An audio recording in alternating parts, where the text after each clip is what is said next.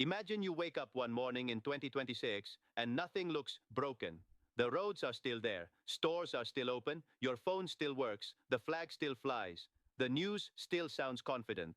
And yet, quietly, the United States is sending you a bill you never agreed to, for a purchase you never made, with a due date you never saw. That's the strange thing about national debt. It doesn't arrive with a knock at the door. It shows up inside prices, inside interest rates, inside rent, inside taxes you don't call taxes, inside the opportunities that vanish before you even notice they were possible. If you want to understand why 2026 could feel like a turning point, you have to stop thinking about debt as a number on a government website and start thinking about it as a system, an engine with predictable outputs. And in a system, when inputs keep rising, outcomes eventually stop being optional. For years, we've been told a comforting story. The story goes like this. The US is special. The US can handle it. The US debt is large but manageable. Inflation is under control. Growth will take care of it. We'll refinance at reasonable rates. Don't worry. That story sounds reassuring, but it treats arithmetic like it's a matter of opinion. Milton Friedman used to say that you can't have it both ways. You can't spend without someone paying, and you can't print without consequences. You can change the language, you can change the slogans, you can change the spokespeople, but you can't repeal the logic.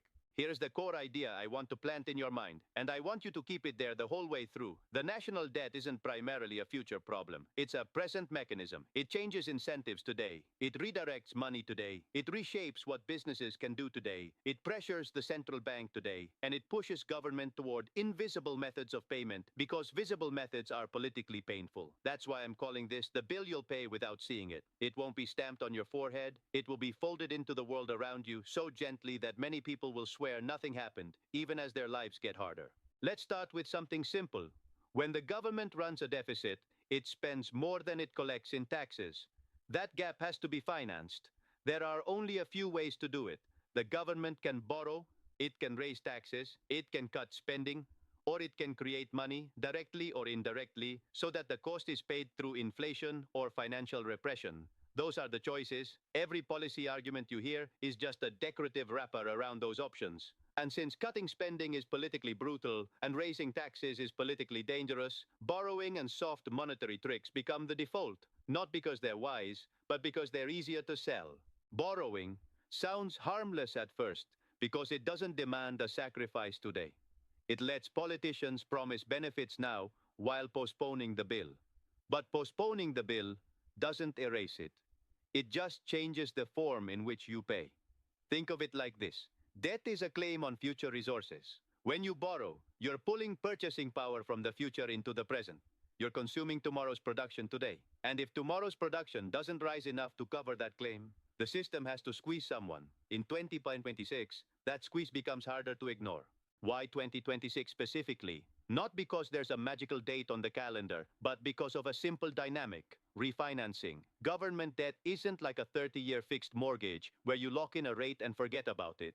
A huge share of the government's borrowing matures and has to be rolled over, meaning old debt gets replaced with new debt at current rates. When rates were near zero, rolling over debt was like breathing in a room full of oxygen. Easy. When rates are higher, rolling over debt becomes like trying to breathe at altitude. Same body, same needs, but the air is thinner. Your lungs have to work harder. And at some point, you don't get to pretend altitude isn't real.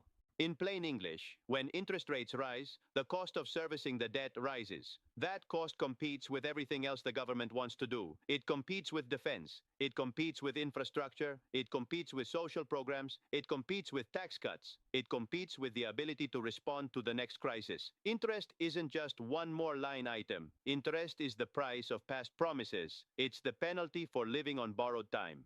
Now you might say, but the US can always pay. It issues its own currency. That statement is true in a narrow technical sense and misleading in the way that matters. Yes, the US government can always create dollars. But creating dollars is not the same as creating real resources. Friedman's whole point, repeated in different ways throughout his work, was that money is a veil. The real economy is goods and services: food, energy, housing, machines, labor, knowledge. When you create money without creating more real output, you're changing who gets to claim the output. You're not expanding the pie, you're changing the slices. Inflation is not prices going up as a random event. Inflation is the mechanism by which the purchasing power of money declines, which means the real value of claims, like wages, savings, bonds, gets reduced. It's a way of paying without writing a check. This is where the bill you'll pay without seeing it becomes real. Suppose the government faces a world in 2026 where interest costs are heavy, deficits are persistent, and political appetite for spending cuts is near zero. What happens? The pressure to keep interest rates from rising further becomes intense. Not because central bankers are villains, but because the political system is addicted to cheap financing. High rates are like sobriety, healthy in the long run, painful now. So the temptation is to lean on the central bank explicitly or subtly to keep financial conditions easier than they would be in a truly free market for credit. And how do you do that? You can buy government bonds. You can signal that you'll intervene if yields rise too fast. You can create facilities, programs, temporary measures that somehow become permanent.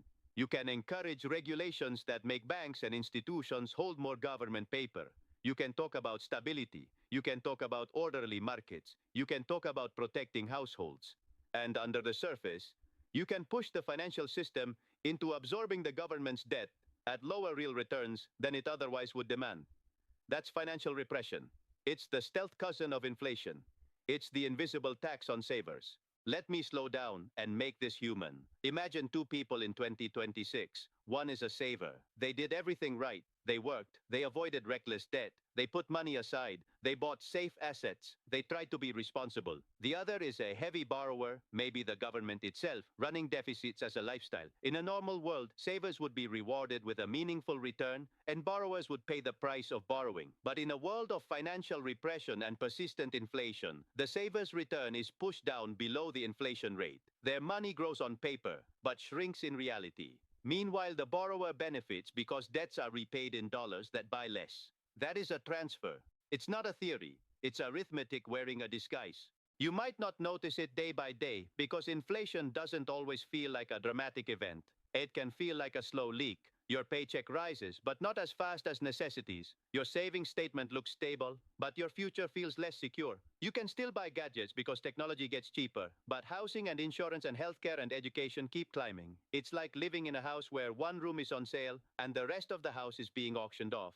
So when we talk about the US debt in 2026, we're not just talking about some distant apocalypse. We're talking about the incentives that shape policy choices in that year. The government will face a simple but brutal constraint. The more debt it carries, the less freedom it has. It becomes trapped between the pain of honest adjustment and the seduction of hidden payments. Now, there's a second channel through which you pay the bill without seeing it.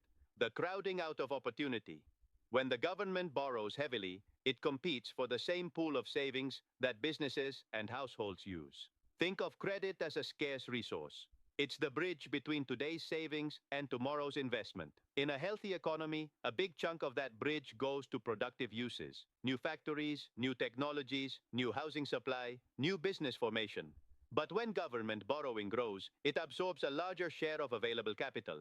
Even if the central bank creates money, the system still has to allocate real resources, labor, materials, engineering talent, toward government priorities. That means fewer resources are left for private innovation, private expansion, and the things that actually raise living standards over time. This is why the debt question is not only can we pay, but what do we give up? You can pay in the sense of sending dollars, but the true payment is slower growth, weaker productivity, lower real wages, fewer opportunities for young people to build wealth, and more political conflict over a pie that isn't growing fast enough. And political conflict is not a side effect. It is the predictable social output of economic scarcity. When growth is strong, disagreements are easier because people feel their lives are improving. When growth is weak and inflation is nibbling at the edges of everything, society becomes brittle. People stop asking, how can we create more? And start asking, who took mine? That's when every group becomes a lobby. That's when politics becomes a battle over transfers rather than a platform for production. In 2026, one of the most important things to watch is not a headline number like debt to GDP on its own, but the relationship between interest costs, revenue, and political behavior. When interest costs consume a larger share of the budget, the government faces a fork in the road. It can accept reality, restrain spending growth, reform programs, prioritize, simplify, and allow markets to signal true prices. or it can try to outsmart reality, control prices, subsidize symptoms, blame scapegoats, regulate shortages into existence, and suppress interest rates to keep the machine running. History tells us which path is politically tempting. The temptation is always to treat the symptom and ignore the cause. If prices rise, attack greed.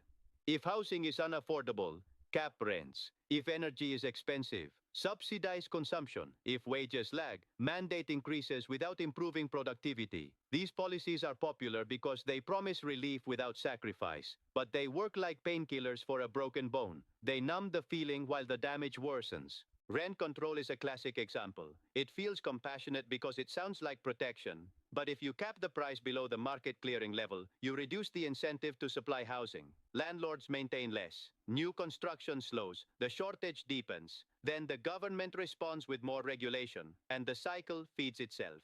By 2026, if housing affordability remains strained while debt pressure limits fiscal flexibility, the temptation to solve the problem with controls becomes stronger. And controls don't eliminate scarcity. They allocate it through politics, favoritism, waiting lists, and informal payments. In other words, you get less fairness, not more. Price controls on necessities follow the same logic. They don't make things cheaper. They make them disappear or degrade in quality. Shortages aren't a mystery. They are a message. They tell you that the price mechanism has been damaged. Friedman's genius was to bring economics down to a level everyone could grasp. If you want more of something, you have to make it profitable to produce. If you make production unattractive through controls, taxes, regulatory complexity, you get less of it. It is not cruel, it is causal.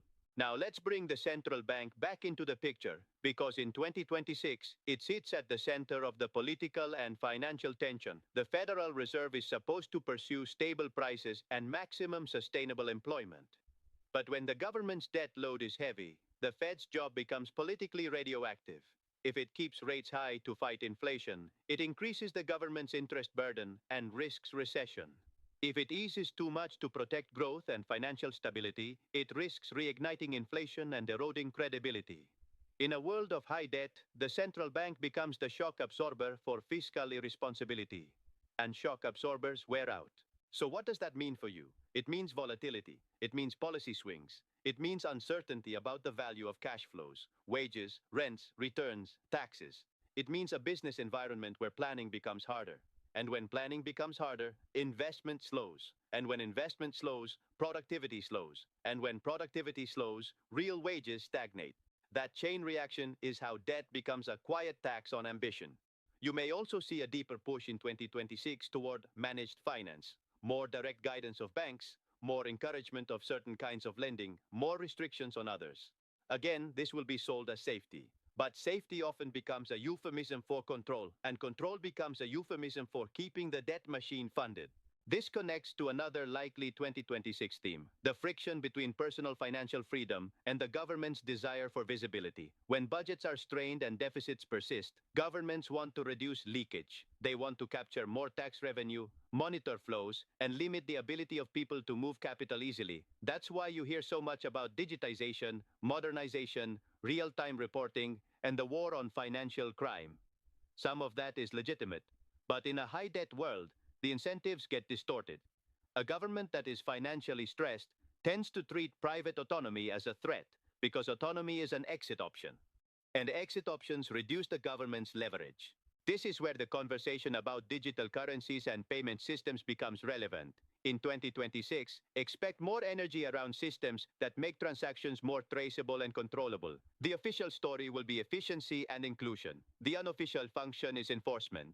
Enforcement of taxation, enforcement of capital controls, enforcement of policy goals. Whether or not any particular technology is adopted widely, the direction of travel matters. The more the state can see, the more it can tax. The more it can tax, the less it has to cut. The less it cuts, the more it borrows. And the more it borrows, the more it seeks control. That's a loop. And once a loop forms, it doesn't stop because people give speeches. It stops when incentives change. Now, let's talk about the invisible ways you pay. Inflation is one, financial repression is another, opportunity crowding is a third. There's also something subtler, the way debt reshapes the tax code and the economy's structure. When governments need money but can't admit they need money, they find clever ways to extract it.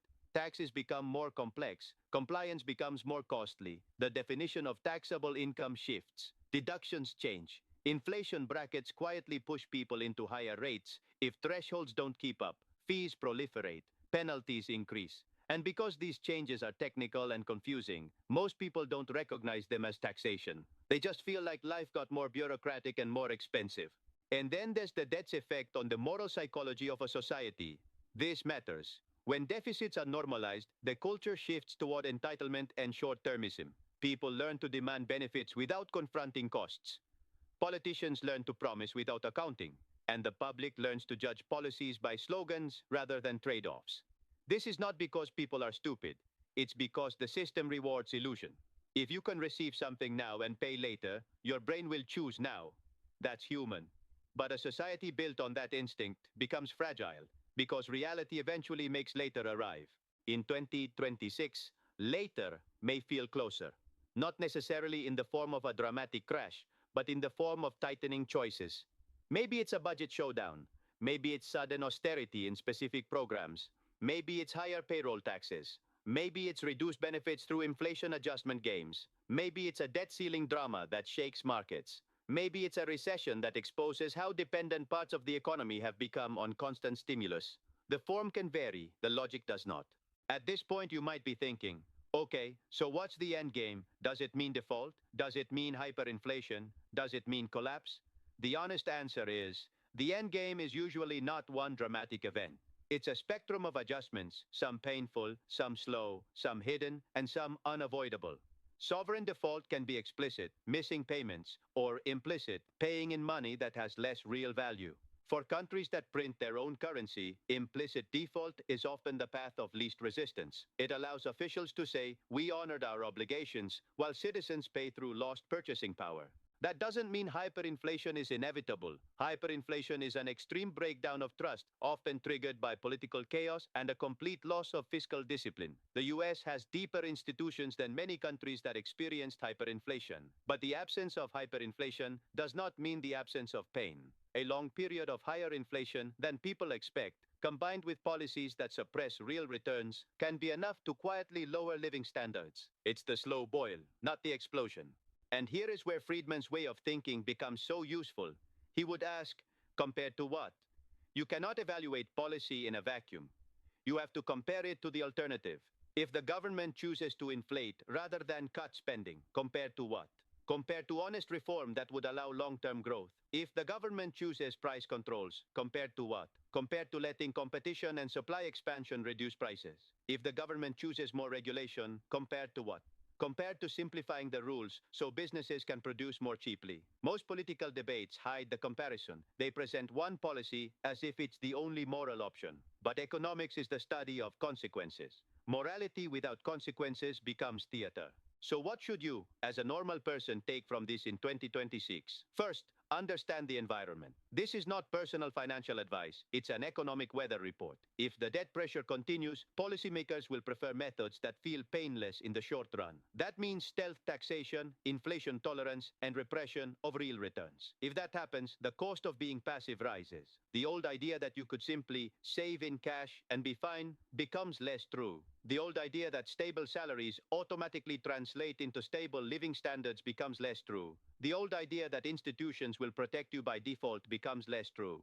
Second, recognize the difference between nominal and real. Nominal is the number on the paycheck. Real is what it buys. Nominal is the interest on the bank statement. Real is interest minus inflation. Nominal is the price of your house. Real is the cost of owning it after taxes, insurance, maintenance, and financing. In an inflationary environment, people get hypnotized by nominal increases and miss real losses. That's how the bill gets paid without being seen. Third, focus on what you can control.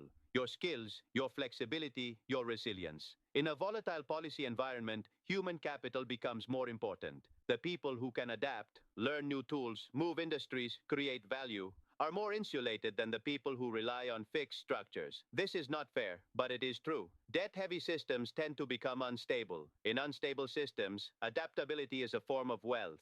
Fourth, beware of easy narratives. In 2026, if inflation returns or stays sticky, you will hear explanations that are emotionally satisfying. Greed, scapegoats, conspiracies, villains. Sometimes specific companies do behave badly, but the broad sustained rise in the general price level is not primarily about individual greed. It is about the relationship between the supply of money and the supply of goods and services. It is about fiscal policy and monetary accommodation. Friedman's famous line, often paraphrased, is that inflation is always and everywhere a monetary phenomenon. Not because businesses are angels, but because only monetary policy can create the general persistent decline in money's purchasing power. Fifth, watch for the trade. Security, in exchange for freedom.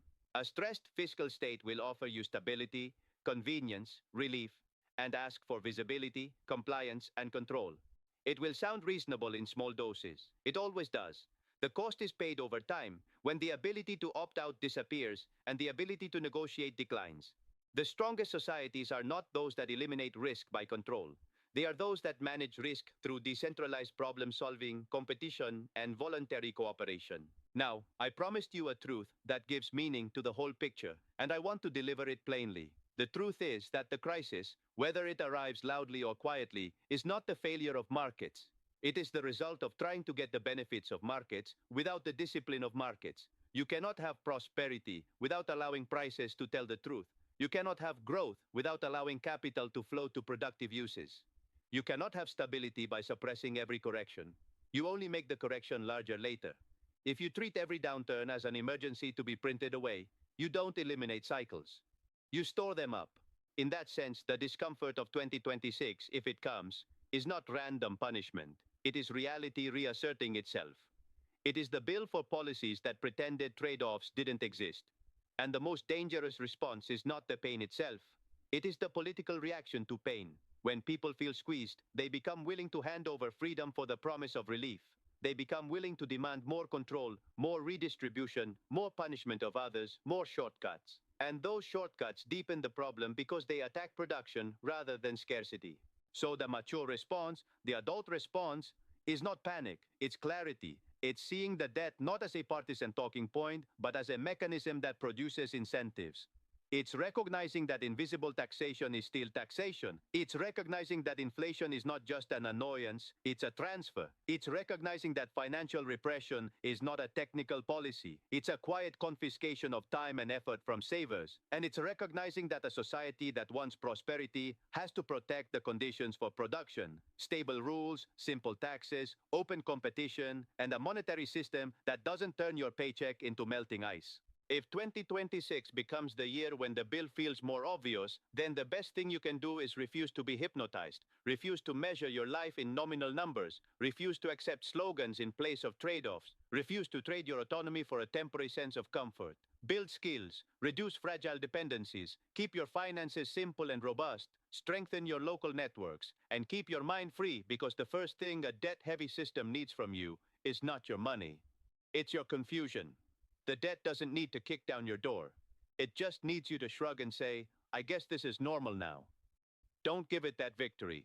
Understand the mechanism and you'll see the bill before it's paid. Many thanks.